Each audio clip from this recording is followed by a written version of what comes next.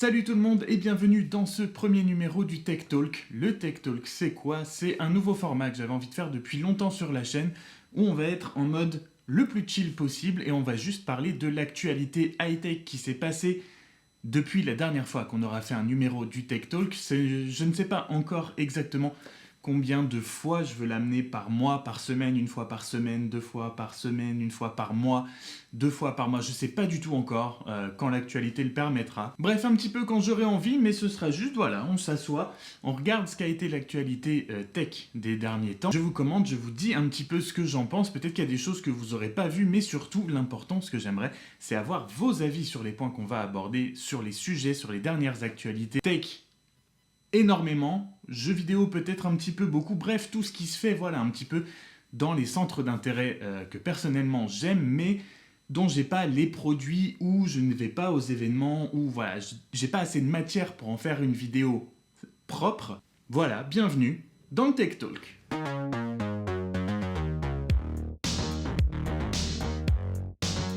Et la première actu qu'on va aborder dans ce premier Tech Talk, ça va être le dernier téléphone pliable qui est sorti, qui a vu le jour, qui s'appelle le Motorola Razr. Que le Razr remonte à très loin, je crois que j'ai eu, je sais pas si c'était exactement un Razr, mais à l'époque j'avais eu un téléphone pliable.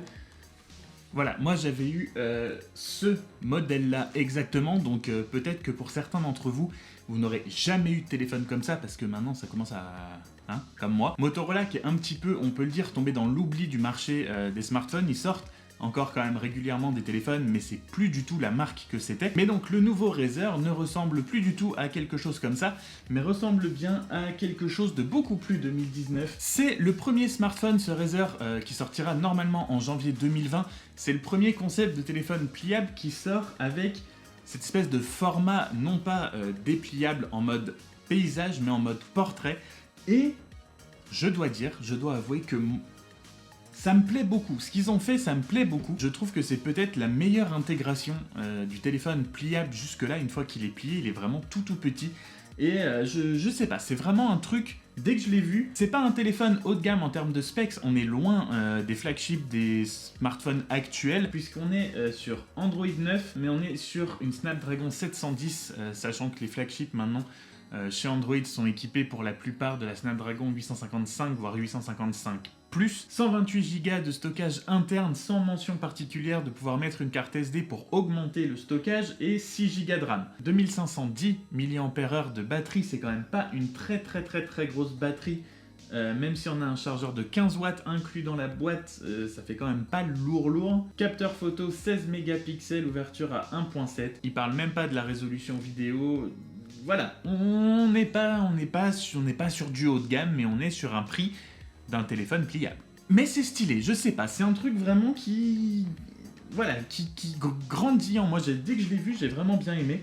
Donc normalement il sortira en janvier, j'espère que je pourrai le voir au moins en magasin. Bien joué Motorola, j'adhère. Je fais ce premier numéro du Tech Talk le 25 novembre et le 21-22 pour nous novembre a été présenté le Cybertruck de Tesla. Comment évidemment ne pas aborder ça? Je suis un très grand fan de ce que fait Tesla, de ce que fait Elon Musk en général, mais Tesla particulièrement. Évidemment, comment ne pas parler du Cybertruck donc de Tesla? Je vous avoue que quand j'ai vu la première photo, Elodie du sérigraphe, une copine à moi, m'a envoyé dès que je me suis réveillé la photo du Cybertruck. Comment vous dire que quand j'ai vu ça, je suis resté extrêmement perplexe. Hein? Attendez, il y a une meilleure image je crois, on va stopper sur...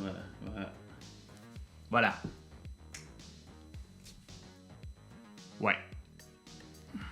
Alors, au premier abord comme ça, non. Clairement, je pense que comme la grande majorité d'entre vous, je n'ai pas du tout trouvé ça beau. Je le trouve même à la base extrêmement moche, mais honnêtement, après 2-3 jours à le voir, alors pas comme ça, je l'ai vu. Il y a un YouTuber qui s'appelle Supersav qui a tweeté à Elon Musk pour savoir si on pourrait avoir le Cybertruck en noir mat, et Elon Musk a répondu bien sûr. Et après avoir vu des photos comme celle-là de ce que pourrait rendre le Cybertruck en noir mat, je dois vous avouer que ça, en noir mat comme ça me plaît beaucoup plus que ce qu'on a vu pendant la vidéo de présentation du Cybertruck. Après avoir réussi à processer un petit peu ce qu'était que effectivement ce n'est pas une blague. J'ai cru à une blague au tout début, je me suis dit mais est-ce que c'était pas juste un event pour faire une gigantesque blague? Et non, puisqu'ils ont pris des dépôts de gens, comme des cautions si vous voulez, vous mettez 100$ pour réserver, pour entrer dans la ligne de réservation du Cybertruck. Donc non, ils ont pris de l'argent, il y a presque 150 000 personnes déjà qui ont réservé le Cybertruck. Donc non, ce n'est pas une blague, c'est vraiment ce que va proposer Tesla. Alors, de toute façon, un pick-up, c'est pas fait pour tout le monde. Le marché américain est très différent du nôtre en termes d'automobile, et les trucks, les pick-up, ce genre de choses, c'est les modèles les plus vendus aux États-Unis. Donc pour nous, ça paraît encore plus étrange, mais visiblement, il y a un vrai marché pour cette chose. Si j'avais l'argent, ce serait toujours le dernier modèle de chez Tesla que j'achèterais. Clairement, ce serait tout en bas de la liste. Et voilà, ça fait son petit chemin quand même. Alors c'est un design qui a complètement, c'est vraiment soit on aime, soit on déteste, donc je suis très curieux de savoir où vous vous placez. Est-ce que vous êtes du côté j'adore, c'est très futuriste, parce que je pense pas qu'on puisse être un petit peu entre les deux en mode ouais, ça passe. Non, je pense que c'est vraiment où on aime ou on n'aime pas. Donc est-ce que vous aimez ou est-ce que vous aimez pas du tout le Cybertruck? Et alors après, à côté de tout ce qu'on peut dire en termes de design du Cybertruck, il a quand même des specs assez plus qu'impressionnantes même. Donc si on regarde bien, 0 à 100 en moins de 2 secondes 9, alors ça c'est pour le modèle haut de gamme tri-moteur, donc avec 3 moteurs. Il y aura aussi une version dual motor et une version single motor, donc chacune a forcément ses specs. Mais pour la plus grosse spécification, on est donc sur moins de 2 secondes 9 pour faire le 0 à 100 avec un pick-up. Ça reste quand même un peu la marque de fabrique de Tesla qui ne sait pas faire des véhicules entre guillemets lents. C'est des specs qu'on n'est pas habitué à voir sur des modèles normaux, surtout pour des pick-up, surtout pour des camions comme ça. Mais chez Tesla, ça choque presque même plus maintenant. Plus de 500 miles d'autonomie, soit plus de 800 km d'autonomie. Tesla a annoncé à peu près la même chose, je crois, 5 ou 600 miles d'autonomie avec le Roadster qui devrait sortir l'année prochaine, donc qui sortira en 2021-2022.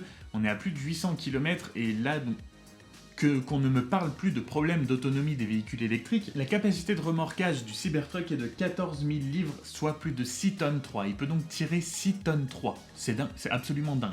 Disons qu'en termes de design, le Cybertruck, c'est quelque chose à part, mais si on regarde vraiment l'utilité qu'on fait et qu'on devrait avoir si on achète un pick-up, je pense pas qu'on fasse mieux.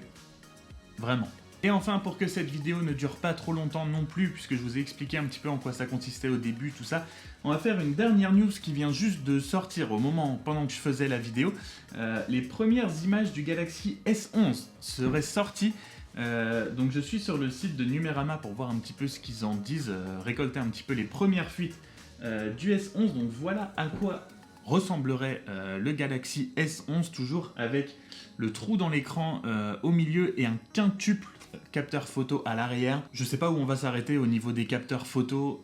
Il y a le dernier Xiaomi qui, d'ailleurs Samsung s'est associé avec eux, qui a un capteur 108 millions de pixels qui visiblement, c'est ce qui est écrit dans l'article, pourrait se retrouver sur le Galaxy S11. Samsung s'est associé à Xiaomi pour développer un capteur photo de 108 mégapixels. Tout porte à croire qu'il sera intégré sur les téléphones haut de gamme de 2020, ce qui matérialiserait un immense bond en avant face au capteur 12 mégapixels du S10. Alors ça, oui et non. Ce n'est pas parce que vous avez plus de mégapixels sur votre téléphone que votre téléphone est meilleur que les autres. Non, pas du tout. Ce serait un bond en avant peut-être, mais il n'y a qu'à voir les photos qui sont issues du Xiaomi à 108 millions de pixels. Tout n'est pas incroyable. C'est pas parce que vous avez 108 millions de pixels que vous allez faire des photos absolument dingues. Zoom optique x5, technologie similaire à Deep Fusion et vidéo en 8K. Ça peut être pas mal, même si je vois pas forcément l'utilité pour le moment, mais les prix, pour le moment, on va laisser tomber. Écran 120 Hz, alors ça, c'est quelque chose que j'attends notamment sur le prochain iPhone et peut-être sur tous les téléphones. Les écrans à haut rafraîchissement 60, 90, 120 Hz, ce qui vous donne un écran beaucoup plus réactif et des animations beaucoup plus précises. En tout cas, en termes de design, on reste sur ce que propose Samsung depuis quelques années. l'intégration du module photo, c'est toujours moins moche que celui de l'iPhone, avec même plus de caméras. Donc voilà, ce sont les premières fuites du Samsung Galaxy S11. Je sais pas s'il y en a parmi vous qui attendent justement ce prochain Samsung Galaxy. Mais voilà, 5 capteurs photo, 108 millions de pixels, 120 Hz. On est, je pense, sur ce que vont proposer la grande majorité des smartphones en 2020, surtout les flagships. Je parle pas des modèles moyen et bas de gamme, mais je pense que tous les flagships, toutes les marques de smartphones en 2020 proposeront ce genre de choses. Alors peut-être pas 108 millions de pixels, mais les écrans à 60, 90, 120 Hz, je pense que ça deviendra un peu une norme. Les 5 capteurs photo, peut-être pas non plus. Après, ce ne sont que des rumeurs dans tous les cas. Dites-moi si ça vous... Voilà. Si ça vous hype déjà un petit peu pour le S11 ou pas. Moi, de toute façon, oui, le téléphone est joli. Après, vous le savez, je reste de toute façon chez iPhone, mais je commence vraiment à m'intéresser. Je regarde maintenant vraiment ce que font les autres marques. Donc, pourquoi pas? Pourquoi pas? Voilà, ce sera tout pour ce premier Tech Talk. C'était un petit peu pour vous présenter le concept. Je prends aussi... Tout ça n'est que essai. Hein, si vous avez des suggestions, si vous avez des choses qui vous plaisent ou qui vous plaisent pas, n'hésitez pas à le dire en commentaire, c'est vraiment un essai, c'est pour ça aussi que je voulais pas faire 50 news non plus, juste voilà, un petit peu, voilà, vous présenter un petit peu ce que je voulais faire, moi aussi, essayer, voir si j'aime ça, voir comment je peux le présenter. J'espère en tout cas que ça vous aura plu, je pense que c'est quelque chose que je vais aimer faire, donc j'espère que vous aussi, et sur ce, eh bien, je vous dis à très bientôt dans une prochaine vidéo, salut!